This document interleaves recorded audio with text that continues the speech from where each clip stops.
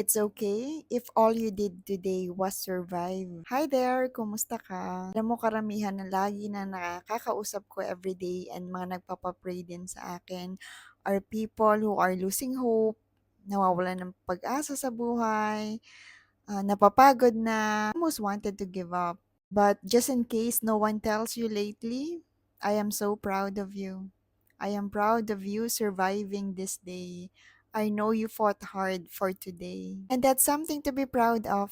You survived today. It's okay if your only achievement for today is just being alive. Kung ang kaya mo lang gawin ngayon ay ibigay yung best effort mo, huminga, and just to keep going, that's already a victory. Don't be too hard on yourself. God sees your efforts, God sees the silent cries of your hearts, and God sees your struggles. Today, God's help is on the way. Remember God's